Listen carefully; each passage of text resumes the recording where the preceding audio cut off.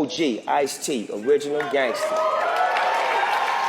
Now, when I seen you earlier, I thought you was throwing up gang signs at me, but I found out it was just your arthritis.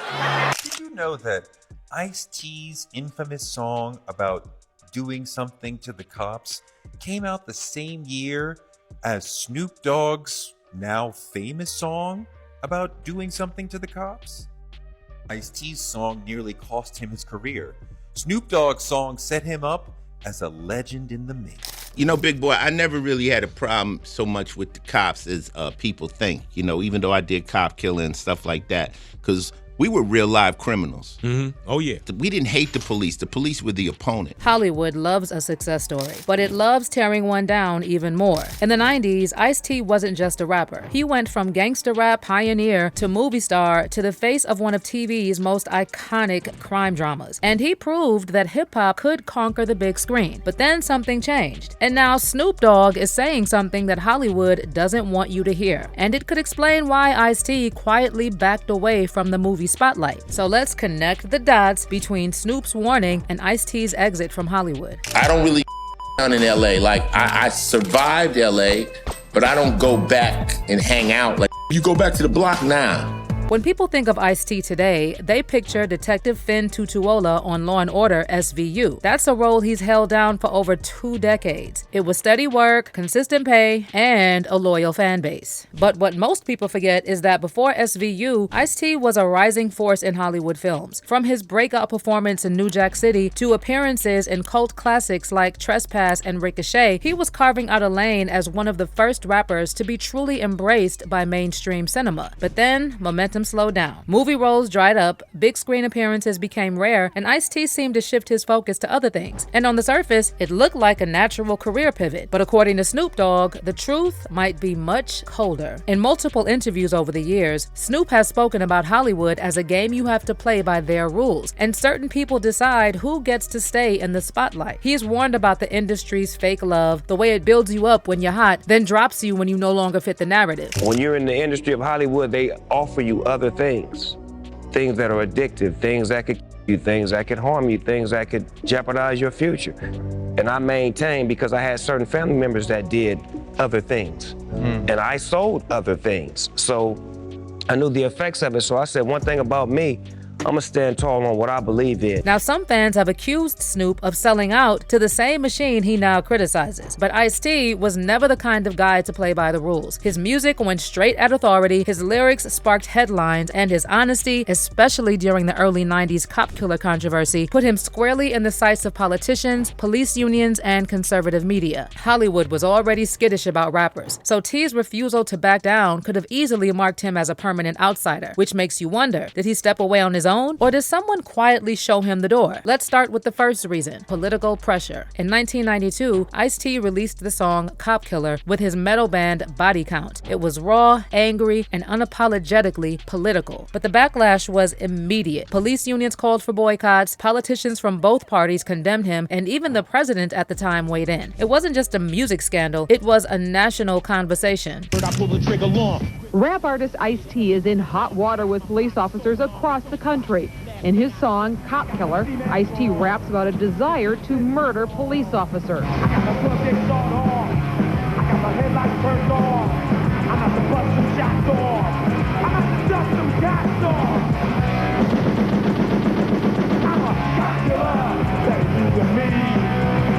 The New York State Sheriff's Association is outraged and has called for police across the nation to boycott all Time Warner products, and demanded that Time Warner pull the song from store shelves. It has nothing to do with freedom of expression. It has everything to do with incredible corporate greed, with incredible social irresponsibility. Some New York City transit cops told me they feel victimized by the song. I think it's just going to incite more violence. Once you say, cop killer or cop brutality, these people are going to turn around and start doing something like that. I think it's just going to cause more riots and hatred against police officers. I think it's a silly verse. I really think they should do something more educational instead of about killing, because we have enough of that out here as it is already.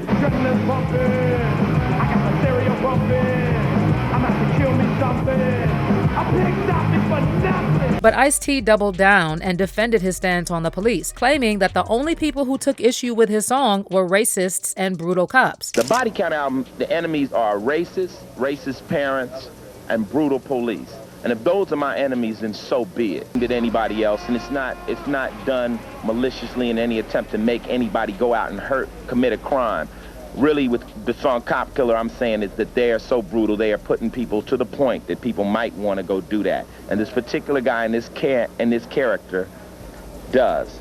That's rapping in the first person, that's called a poetic license, and obviously these ignorant pigs don't know nothing about music. And while Ice-T may have been making the right kind of headlines for hip-hop, for movie executives, he was a liability. And then there was also the issue with typecasting. From New Jack City to Trespass, Ice-T's early filmography was stacked with roles that leaned into his gangster rap persona. Criminals, hustlers, cops who bend the rules, that gave him an edge at first. But as the years went on, those roles stopped coming. Hollywood has a short memory, and once they put you in a box, they don't like to take you out of it. Snoop himself has mentioned how difficult it is for rappers to break free from street stereotypes on screen. And if you don't play along and let them control your image, the offers slow down. A young actor, so to speak, and I just was being Snoop Dogg and everything. Every time I called for a cameo, oh, I'm in. And these was garbage movies, some I don't even want to name. Look, it's gonna be worth it.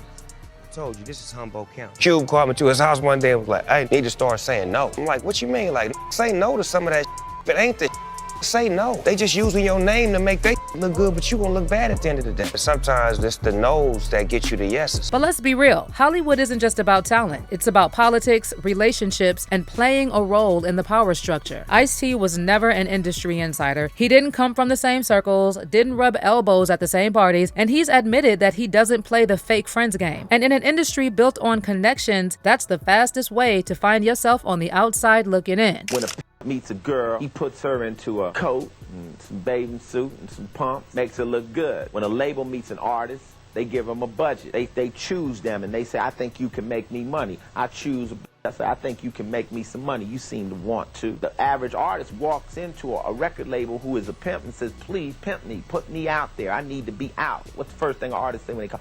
Put me out there. So you say you want to go on the track. So what I do is I give you money. I'll make you look good. Now you get out there and you sell me some records. When the is on the street and she see her pimp roll up, she walk a little harder, move her ass a little harder, and she breaks herself. But when you an artist and the label management walks in and you on the stage, you dancing harder. You trying to get it off. You trying to show your pimp you a good hoe. So when you put these pieces together, there's definitely a pattern. But here's where things get tricky. Snoop Dogg positioned himself as the wise OG, warning other artists about Hollywood's traps, but not everyone's buying it. Some fans are pointing out that Snoop has played the Hollywood game better than almost anyone. The endorsements, the commercials, the mainstream TV appearances, from cooking shows with Martha Stewart to cameo spots in family movies, he's built an empire by saying yes to things that most hardcore rappers would have once called selling out. I have been emailing my new BFF, Snoop Dogg. He's always such a fantastic performer and a wonderful artist. When the kids give you attitude, pop them like it's hot. The schnizzle. I love you, thank you, and I appreciate you. In fact, on social media, you'll find plenty of comments calling Snoop the last person who should be warning about the dangers of compromise. And then there's also the whole controversy surrounding Snoop's decision to take money from Trump and perform at his event. And that's after he criticized Trump and even threatened other rappers who endorsed him. So just for some context, Snoop used to be one of Trump's loudest haters. Way back in 2011, he showed up at Comedy Central's roast of Donald Trump. And honestly, even with a lineup full of professional comedians, Snoop was the one who stole the show. Donald say he wants to run for president and move on into the White House. Why not? It wouldn't be the first time you pushed a black family out of their home.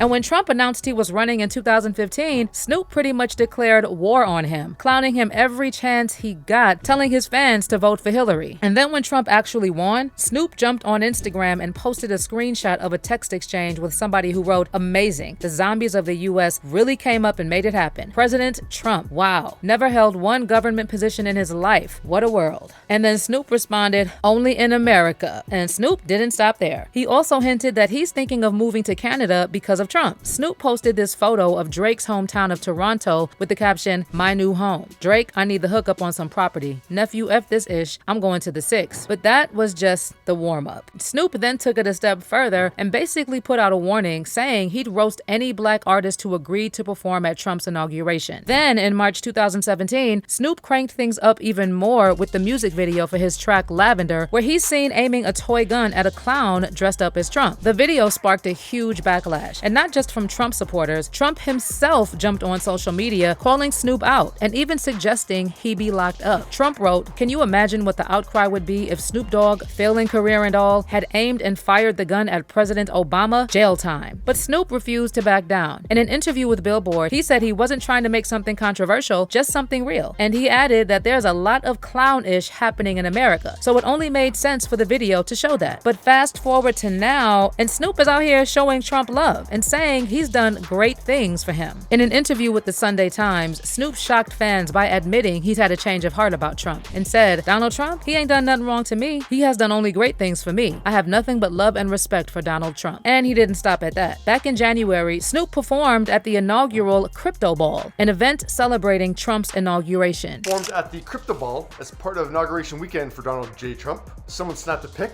and put it on Twitter as well. Rick Ross also performed. My mother say, Rose, man, you playing to win tonight, man. You sharp as mosquitoes, needle. What's going down? That's that crypto, see? They let a real crip up in the Crypto Ball. Ooh. Bang, bang. Snoop didn't post anything about the event on Twitter. On Instagram, he loves Instagram. He has posted 15 times today. 15 times today.